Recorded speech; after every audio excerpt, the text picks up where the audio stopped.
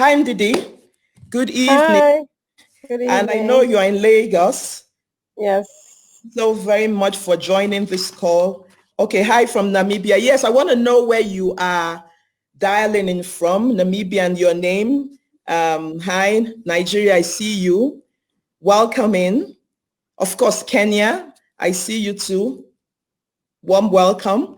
Before we get started, I'm going to do a quick introduction of Ndidi Nwuneli, who is our guest and my very first guest on African Entrepreneurs Forum. So I'm really delighted to have Ndidi on this face group session and our community.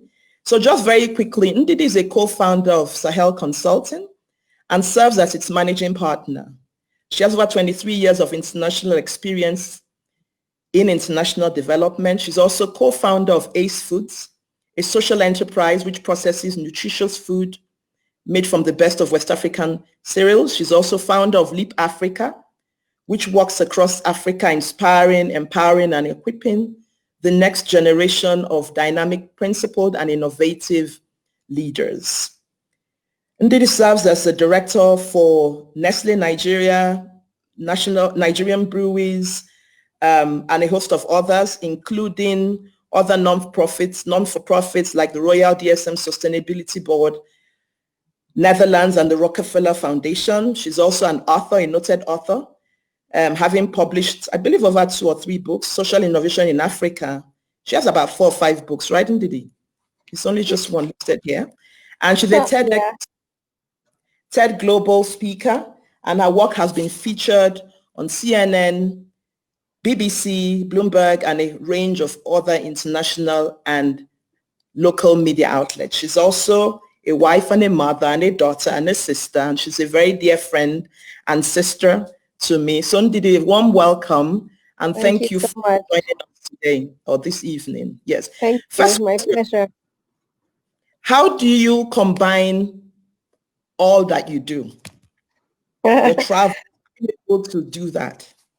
Well, I think it's the special grace of God. I can't take any credits, but I'm in a constant manic state and I take each day at a time. You can ask the people who work with me Yeah. because we're always having new and exciting opportunities and we have a lot going on. So it's an adventure and I just thank God for the privilege to wear the Mm. hats I wear. We call it a portfolio career now. So you have a A portfolio career portfolio. wearing, wearing many hats. Wow. Yeah, no, you wear them and you wear them well because I mean your travel and all of that. So well, it's really inspiring to see all that you do and that you Thank could actually God. be and do more. So Thank thank God. you for, and belated birthday greetings. It was your birthday on Thank Thursday. you. So On could you wish Sunday. my happy birthday on Sunday? I'm thinking today is Monday. Yes, on Sunday was on Sunday. Thank Yes. you. Thank you. Okay, so I hope you all keeping safe and well as you log in. Okay, so tell us about what prompted you to get into the agribusiness sector. You have several years or many years of consulting, having worked with McKinsey for several years, went into co-founded or founded Leap Africa. So what prompted you to make a switch or to, you don't know, make a switch, but add that to your portfolio? Okay, so when I was in secondary school, agriculture was actually my favorite subject. And Oh, really? I always really loved agriculture. I had a little farm in my backyard. And my first commercial transaction was when an avocado tree that had never produced basically almost fell down after 10 years of no fruit and had an abundance. And I took it to the market and sold it wholesale. So I was like 12 years Oh, old. wow. But I put all of that to the back burner because as you can imagine in our context, agriculture is not viewed as a very lucrative and interesting career option. And so in 2008, I was invited to speak in Norway at this Africa Green Revolution conference. At the time, it was organized by Yara. And Mm. I got to this conference. I was invited to speak on the new business of farming. I had been working with entrepreneurs. And there were 200 people at this conference and maybe 20 Africans. And it's supposed to be called the African Green Revolution Conference. And of the 20 Africans, 14 were ministers of agriculture. And as I listened to the statistics on, fertilizer use, 4 kg in Africa versus 60 kg in Asia, or 1 to 3,000 or 9,000, one extension officer to 3,000 farmers versus 1 to 50 farmers, or irrigation, 4% of our land is irrigated. I started saying, what?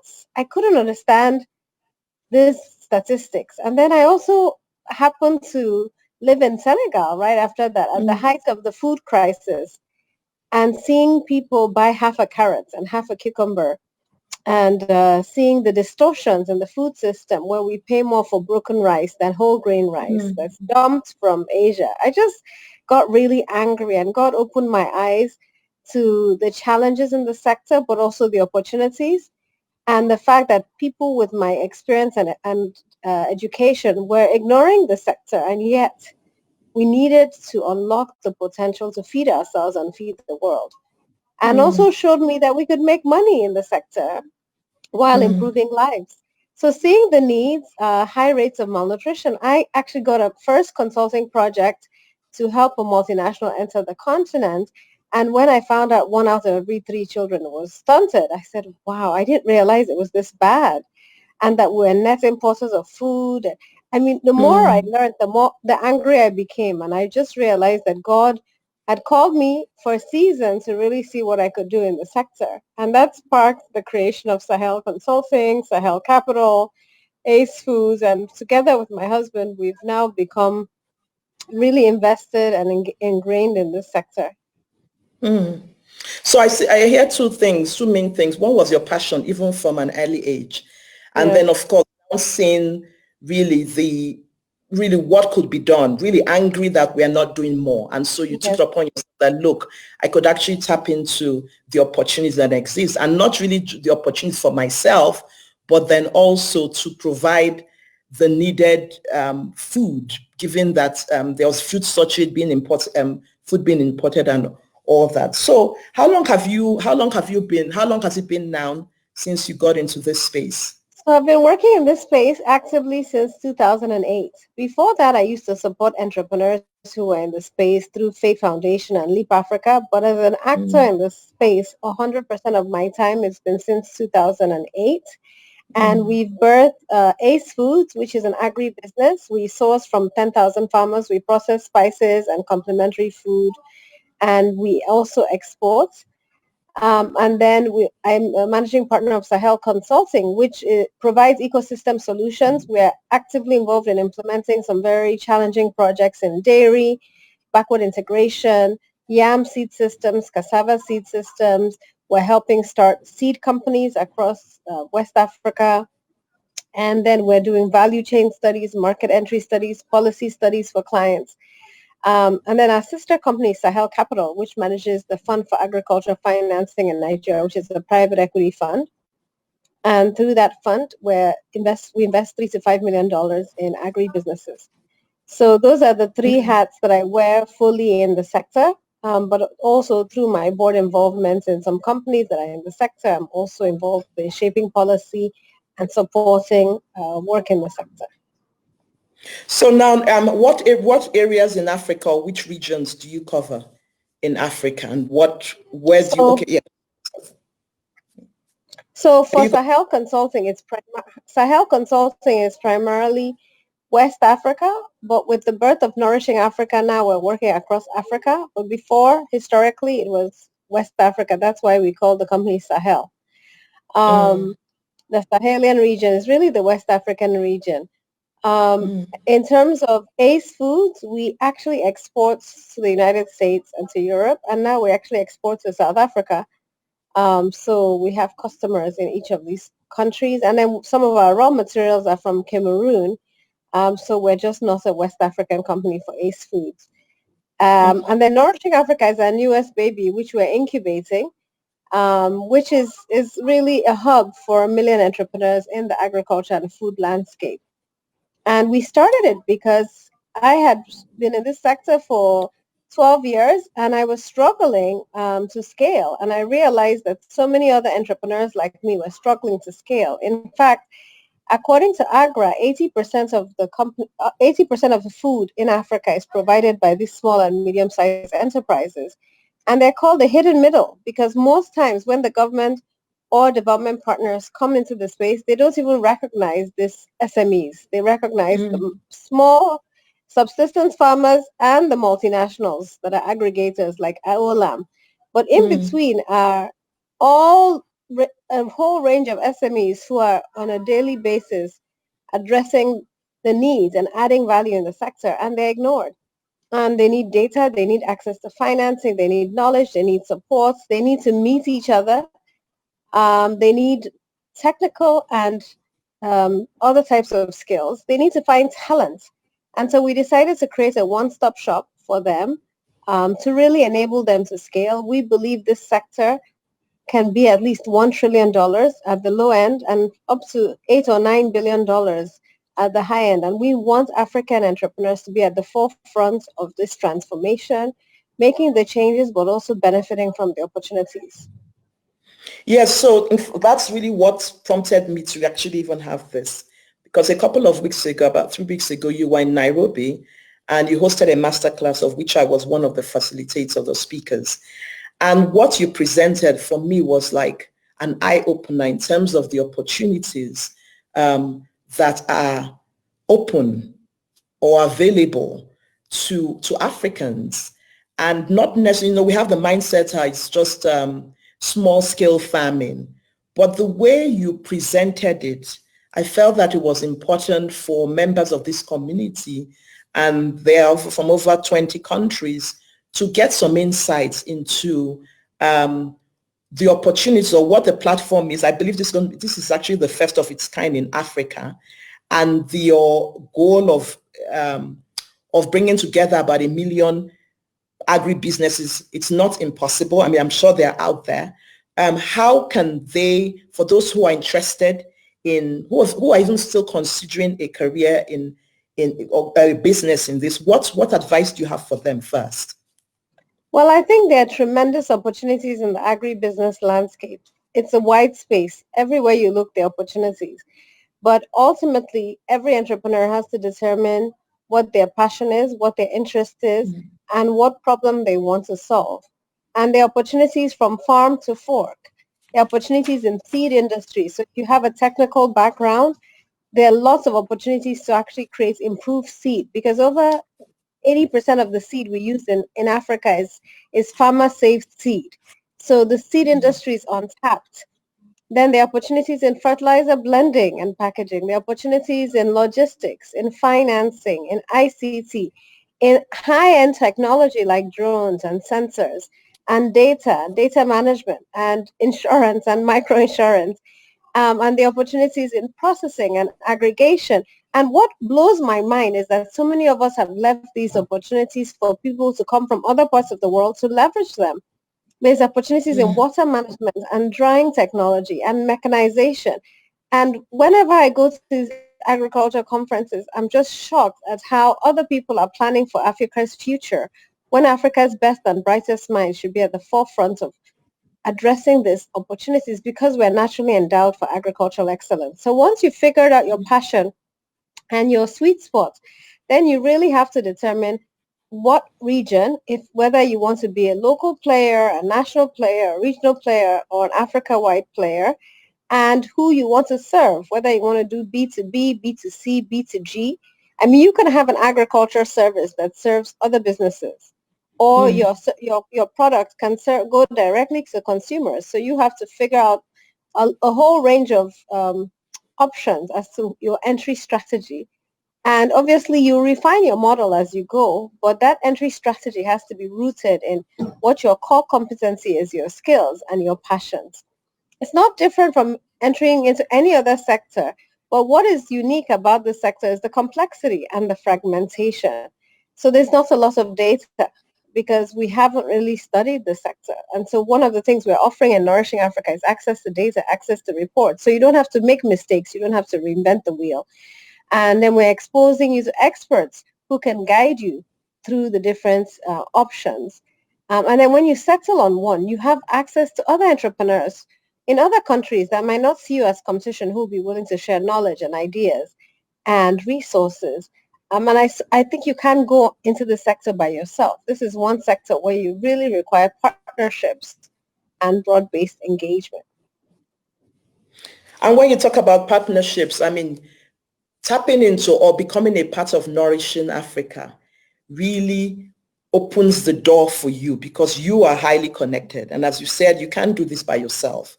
I know on the website of the platform, there are opportunities for those who are interested, like grants. Yeah. Grants, accelerators. Well? In fact, yes. All you need to do is search by country, search by your interest in or value chain, and you see a list of lots and lots of opportunities for you. And many people don't know that they can actually access grants because agriculture is considered a social impact because of the number of lives you touch, because of your ability to address malnutrition, create jobs, change lives. And so there's so many accelerators, incubators, grants, challenge funds that you can leverage. And if you don't take advantage of them, other people will. So, and on a daily basis, our team is being asked to give contacts. You know, we need entrepreneurs in these 3 countries. UNICEF wants to work with them. We need entrepreneurs in these 4 countries. Already we're starting to build that referral service and the momentum around saying to these funders, you don't always have to go for the usual suspects. Now we have a broader platform and we can create a level playing field so that it's not only people they know, we can make sure that they get to meet everybody who is doing good work. So I encourage all the entrepreneurs in your hub to please go to nourishingafrica.com. It's free. Upload your profile so automatically people get to know you and then engage on the platform. Yeah, and then even if you are not interested, because we have members from over 20 countries in Africa here. So if you're not even interested in agriculture yet or in agribusiness, then I would encourage you to tell a friend, spread the word such that every African country is represented on Nourishing Africa. We don't have any excuse. This is now a one-stop shop for access to information, access to network, access to training. So really, really, you don't have any excuse. Okay, now, so Ndidi, for those who are already in agribusiness, doing some form and I want to scale, how would you, would you advise? What would be the couple of steps they could? And before you even explain that, what do you consider scale? Let's first define that and then, yeah, because that is quite a subjective. So the scope of that and then, yes. Mm-hmm. So there are many, many definitions of scale and it depends on whether it's a product or service. But what I would say is that you have to close your eyes and dream and envisage what does success look like to you. I can't define success for you. But what I challenge entrepreneurs to think about is that we're going to be 2.4 billion people by 2050. These are 2.4 billion people who need food. And so if you're starting an initiative, you can't be satisfied with saying I'm serving 100 people if you're in agriculture. I'm challenging you to think about what success looks like at scale. And so my challenge is what can we do to ensure we can feed ourselves and feed the world? So start with millions in your mind. How can I serve millions of customers? How can I fulfill the needs of millions of customers and work backwards? Because that will define your business model. And the first step is, if you said it's millions, then your product or service has to be demand-driven. It has to be demand-driven, meaning people have to be willing to pay for it. They can pay for it in installments. They can pay for it using M-Pesa every single day, but they have to pay something. It can't be donor subsidized forever. The second is that it has to leverage technology because technology reduces your costs and increases your efficiency. So there's no business today that should not leverage technology in some way or shape or form. It has to shape the ecosystem. You're coming in, you want to build a scalable business, you have to ensure that the policy environment supports that business. And if it doesn't, you have to get ahead of the curve and shape the policy, create a policy environment. That means you have to engage actively with the community. You have to build a brand. That's number 4. You have to tell your story. You have to package yourself. Number 5 is that you have to build in resilience to shocks. And in agriculture, we deal with climate change, we deal with coronavirus, COVID-19, Yeah. and your ability to deal with shocks and how you insulate your business and how you diversify your business. That's something you think about from day one because they're going to be shocks. In Africa, there are always shocks. So the question is, are you resilient? And then the final one is, is it simple enough that your model can be understood and you can institute systems and structures to enable it to scale? Sorry, 7th is low cost. Now, there's a price point if you're doing food in many African countries. You want millions of people to afford your food, there has to be a price point. You can't come in with, a $20 product. That is a niche product. If you want people to eat it every single day, in our country, in Nigeria, we use like a 50 naira, max 100 naira cap because you want masses of people That's to about enjoy $2 or so. No, Two, 100 two, naira. No, no, 100 naira is 30 about cents. 30 cents. 30 cents. Yeah, 30 cents. Yeah. So that the truth is there's a price point and it has to be low cost enough. So you have to remove all the fats in the business as you refine the model. Now, if you have those 7 things, your business has the excellent model and can scale, can reach millions. The second, after you've defined the model, then you have to find the right talent. Every business needs talent. You can't do it alone. You need a strong board of directors. You need strong team members who are passionate and committed, who are hungry, who are humble, who have emotional intelligence. And then you also need to figure out how to leverage volunteers and short-term consultants and outsource some components of your work. And then the third piece is financing. You have to find the appropriate financing for the stage of your business. And the good news is that there's more money chasing projects and companies in Africa than they can absorb them. So you have to be investment ready. It means you have to keep your books, and NECA is the guru on this. You have to be able to be transparent and accountable. But there's a lot of money available to you. So that's the good news. And the fourth is that you have to be able to partner. I've talked about it. You have to partner with other entrepreneurs, non-profits, for-profits, public sector. You have to partner. And finally, you have to have a succession plan. And I always tell entrepreneurs, the day you start your business, you should be thinking about when you're going to exit it, right? Because you want to build a company that you can continue to own, but you don't have to manage day to day. And thinking about that from day one is critical. And all these form the chapters in my book. I'm working on a book on I was what going it to, I takes was, for that entrepreneurs to was, scale. okay. I was actually thinking of the other, the one that had Reaching scaling for, millions with impact. Yes, yes. yes, But this that's also this a really this good book. one, Okay. yeah, this one is just focused on entrepreneurs in the agriculture sector, and it hopefully will be launched in Okay. November. Yeah, so that's what I'm Can't working wait on to at the read moment. that. So that's Yeah, it. so Yes. it's So that's exciting. get any of her books. And you also have another one on corporate governance. That's Yes, yes. also So an Leap important has written area. 11 books. Yes, so 11. I wrote 11 books through Leap, but I don't call it my Yes. books because we actually have Yeah. Leap Africa on them. So I served more as an On them. editor Okay. So and Leap wrote many of the Africa, chapters. a company that she founded, has written 11 books, of which on Yes. corporate governance. Can they get that online on Yes, Amazon? I think they can get it on Okay. Amazon. It's called Okay. Get on Board, a Yes. practical Get on guide for board. building high impact boards of directors. Yes. Absolutely. So That's really a yeah, very good book. So, yes. Go yes, ahead. thank you. Thank you. So I mean for me, I think that it's possible to scale and you can scale ideas. So if you are, for example, telling me, Ndidi, I don't want to reach, people with my products or services, you can scale ideas. People can replicate your ideas. You can use the franchise model. There's so many ways to scale. Once, if you want to have a sense of excellence and then have other people come and copy you and replicate all over the continent, that's also a possibility. So there are many, many ways to scale. But I would say that you have to envisage what success looks like at scale. I mean, there's some examples of companies in Africa in the food sector that have scaled. ShopRite has scaled. It's a retailer, right?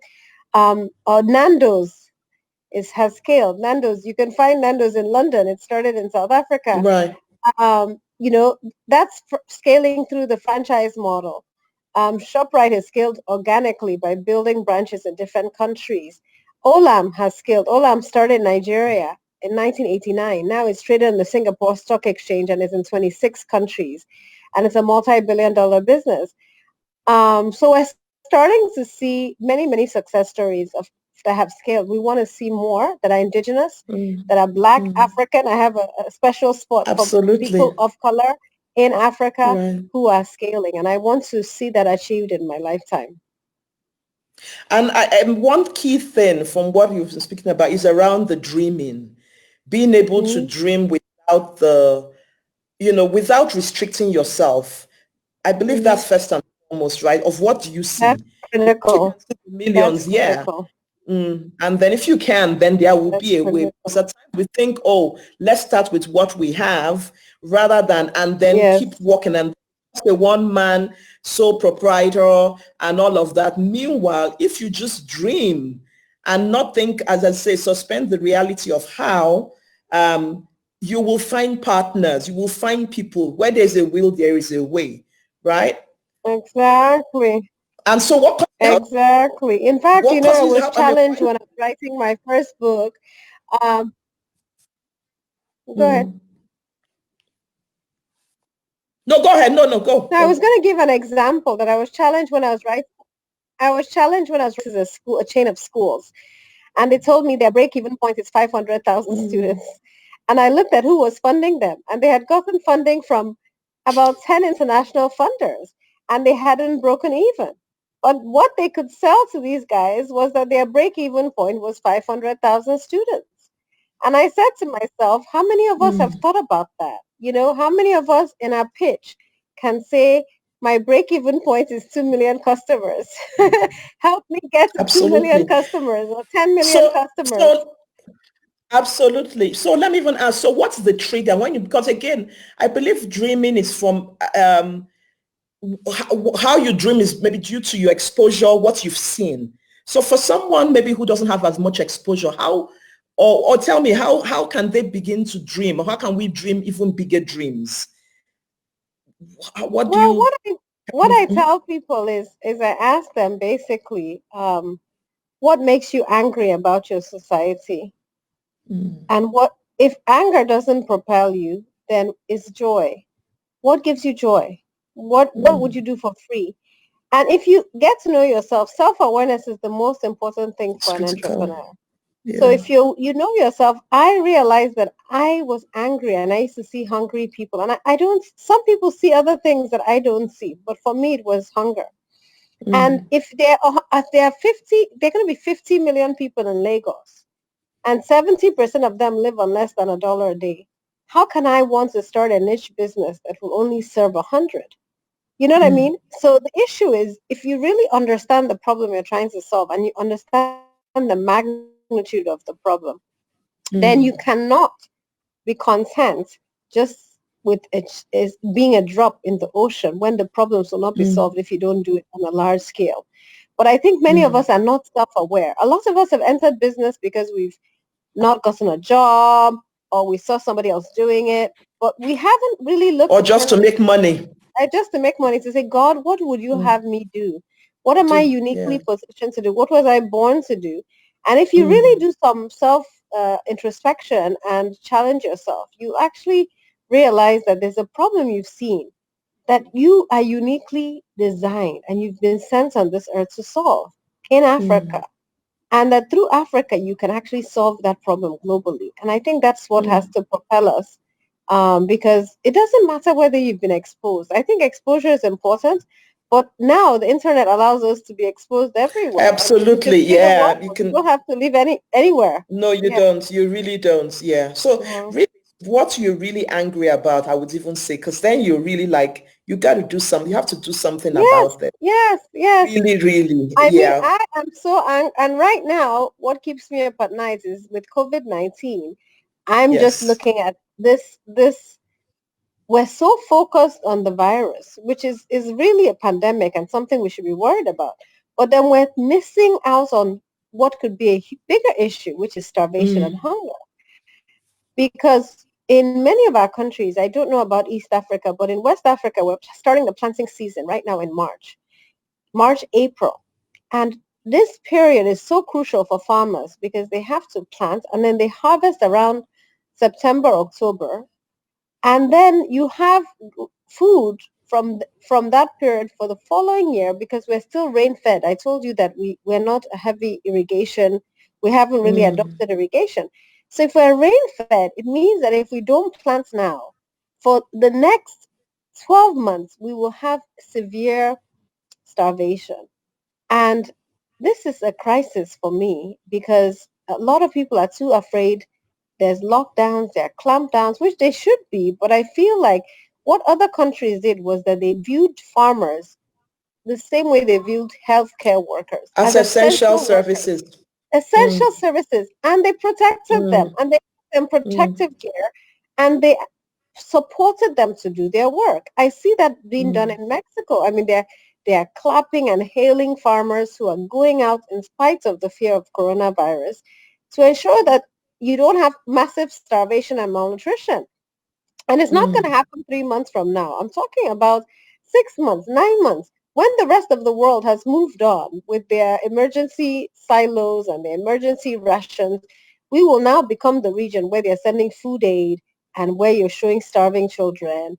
And this is what is going to happen. And this one is we've seen it coming. Do you know what I mean? And there's already been droughts in many of our countries. In Southern Africa, about 6 countries have had drought for the last 3 years. So they're already receiving food aid from the World Food Program. And with all the countries facing the crisis now, they're going to clamp down on The how much they demand can for give. that, Yes. absolutely. Yeah. And funding is going to dry up from a lot of these countries that are struggling, especially European countries. So we're going to have to, this is Africa's time to deal with its own problems. And we cannot neglect food. And the argument I made in the op-ed I wrote today was that food is medicine. I mean, you need food to recover from COVID-19. It's not Absolutely.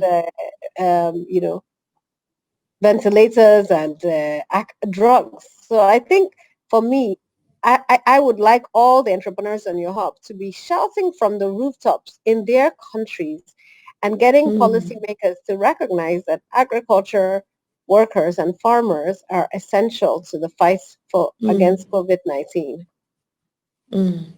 Okay, we have just about 6 more minutes. So if you have any questions, please post them. I have a few here so that we can begin to wrap up. So how to remain focused? We're talking about COVID-19 as an entrepreneur, and we have this COVID-19 storm. How would you, what would you advise those listening or watching this to, what should they do? How do they remain focused given the uncertain, volatile world that we are experiencing now? Well, the first thing I would suggest is that you have to have a meeting with your team and come up with a strategy. You can't do it by yourself. If you are in a service industry, you can definitely set up the strategies to work remotely, ensuring that your team members have data, and for those who don't have electricity, have storage devices. But if you're in a production facility or you are in a farm, you have a farm or whatever that case may be, you can't afford to work remotely. You actually need people No, on you site. can't. But what we're doing in our factory and what many other factories are doing is that they're reducing the number of staff who come in to ensure social distancing. They're instituting protocols from the perimeter all the way into the factories. They're restricting visitors and access to the outside world. They are going out instead of letting people come in. So they're instituting very clear systems and structures. And then the third thing is, guys, we have to manage costs. This is going to be a long haul fight.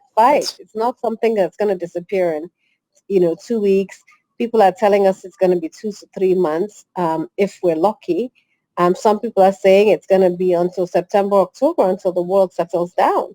And if that's the case, you're going to have to make some tough decisions about what costs you can cut and how you stay afloat. I've written to all my clients and customers to just let them know what we're doing, how we're handling this. And I think managing expectations, managing relationships allows you to build support and weather this storm.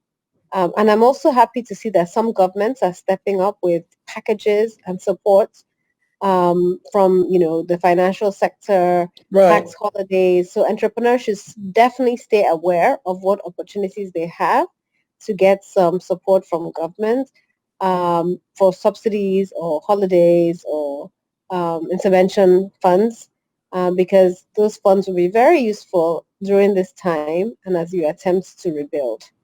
But it's not going to be easy and it's going to be tough and we have to brace ourselves. So that's why we need each other more than ever before. And that's why I encourage Absolutely. you to please get on Nourishing Africa, find other Yeah. entrepreneurs, share with them on a daily basis, get some strategies from them. And if your market in your country is drying up, maybe another country will need your service. If you have digital services to offer, this is your time to shine. There are some companies that are going to do extremely well during this time period, depending on what you offer, and there are others who are going to struggle and might have to refine their business models. Yeah, so even for those who, and that's why it's in getting your team together and kind of strategizing, because Mm-hmm. then if you see that your business, it's really going to, there's really no way out, you may then reconsider and develop a new Exactly. business model. Yeah, and take Exactly. advantage of where the opportunities, because some Exactly. businesses, this will be a great opportunity for them, and even new Exactly. opportunities will, Exactly. will spring up Emerge. even right now. Exactly. Absolutely. Yeah, Exactly. yeah. Thank Okay, you so well, much. we are over time. Any final thoughts that you No, want to share? I just want to encourage everyone to keep hope alive. It's a difficult time, but as I said, this sector is a long-term sector. It's here to stay. You need to eat every day. There's a quote I'd like to end with that I read somewhere, which says, once in your life, you need to see a doctor, you need to see a lawyer, you need to see an undertaker, you need to see, you know, Yes. an engineer, but every day, 3 times a day, you depend on somebody in the agriculture sector, 3 times a day. So this is a sector that's here to stay. For the rest of our lives, we're going to need Mhm. food. And so please look into the sector, get excited about it, embrace it, get on nourishingafrica.com. We'd love to support you and to celebrate you as you scale. Wishing you all the best. Thank you very much, Ndidi, for this time. Thank you We have so definitely much. covered a lot. Nourishing Africa, check that out. And again, if you are not interested in agribusiness at this time, I'm sure you know one or two people in your circle of influence that you can tell about getting them onto nourishingafrica.com. Thank you very much for connecting. I know some of you are also going to connect after this session. Share this also with your friends and spread the word about the opportunities in agribusiness. We should not leave this for others to come in and take what we can really tap into. Thanks a lot and keep Thank you. safe. All right, Thank Ndidi, you thank so you very much. much. And yeah, God Good bless. night. Bye. Bye. Good night. Bye.